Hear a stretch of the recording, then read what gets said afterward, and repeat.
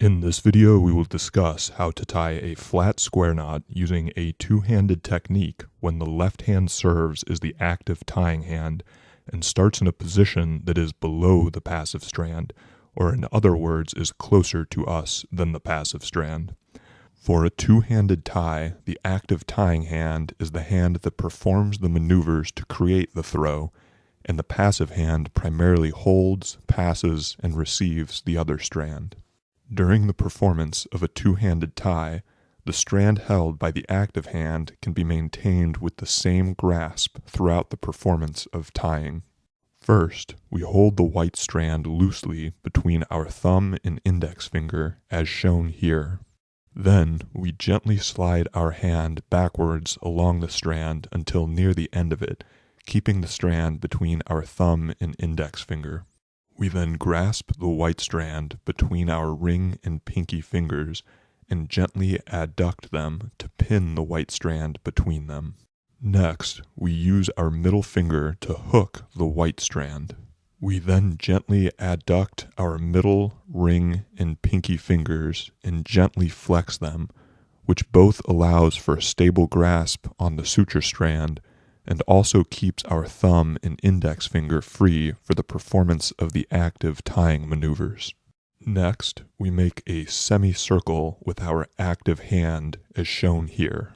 Note how the white strand held by our active hand emerges from the wooden board in a position that is closer to us than where the black strand exits from the board.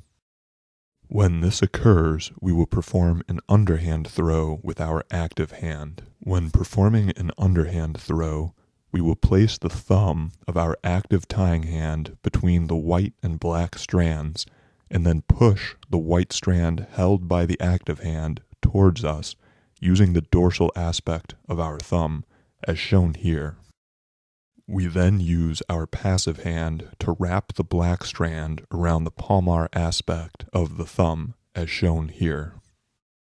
In this way, one of the strands is wrapped around the thumb in a clockwise fashion, and the other in a counterclockwise fashion, and the free ends of each strand point in opposite directions from where they cross over the thumb.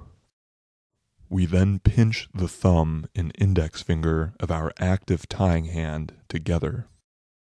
We next rotate our pinched thumb and index finger through the loop that has been created by the black and white strands by simultaneously flexing our wrist and supinating our hand.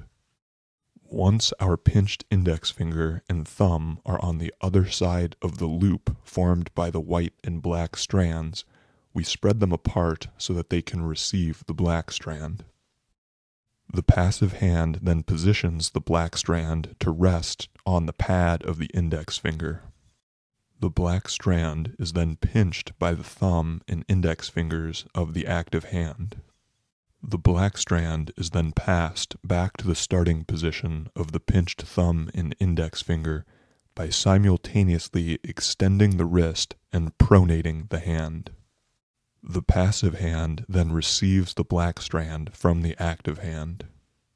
The active hand then releases the black strand and grasps its own white strand. We now must tighten the first throw. To do this, we will follow two principles, a vertical and a horizontal principle. First, the vertical principle. Since the white strand held by the active hand exited the board from a position closer to us than the black strand held by the passive hand, we will move our active hand to a position that is away from us. Similarly, since the black strand held by the passive hand exited the board from a position farther away from us than the white strand, we will move our passive hand to a position that is closer to us. Next, the horizontal principle. Imagine a line connecting the white and black strands where they exit the wooden board. During tightening, we will keep our right hand slightly to the right of this line and our left hand slightly to the left of this line. Once we have performed this tightening maneuver, we can see that the first throw has been laid down flat, with each strand symmetrically wrapping around the other. Once this first throw is laid down flat, we want to avoid placing tension on either of the suture strands during the performance of the subsequent throw. This is because if tension is applied to either end, it will disrupt the flat structure of the initial throw, which will result in a non-apposing knot, or colloquially, an air knot, if this error is left uncorrected. For our second throw, since the white strand held by our active hand is now farther away from us, we will perform an overhand throw. For an overhand throw, we will position the index finger of our active hand between the white and black strands, in contrast to the underhand throw when we placed our thumb between them. Notice that when we place our index finger between the two strands, we do not apply tension to the white strand, which remains lax so that it does not disrupt our initial flat throw. We need to maintain this laxity on the suture strands for the remainder of the performance of the second throw. We position the index finger of our active hand between the white and black strands, with the white strand wrapped around the dorsal aspect of the index finger. Then we wrap the black strand around the palmar aspect of the index finger such that the free ends of the white and black strands cross the top of the index finger in opposite directions. We then pinch the thumb and index finger of our active hand together. We next rotate our pinched thumb and index finger through the loop created by the white and black strands by simultaneously extending our wrist and pronating our hand. Once our pinched thumb and index finger are on the other side of the loop, we spread them apart so that they can receive the black strand. The black strand is then pinched by the thumb and index finger of the active hand. The black strand is then passed back to the starting position of the pinched thumb and index finger by simultaneously flexing the wrist and supinating the hand. The passive hand then receives the black strand from the active hand. The active hand releases the black strand and grasps its own white strand. We now tighten this second throw using the same vertical and horizontal principles.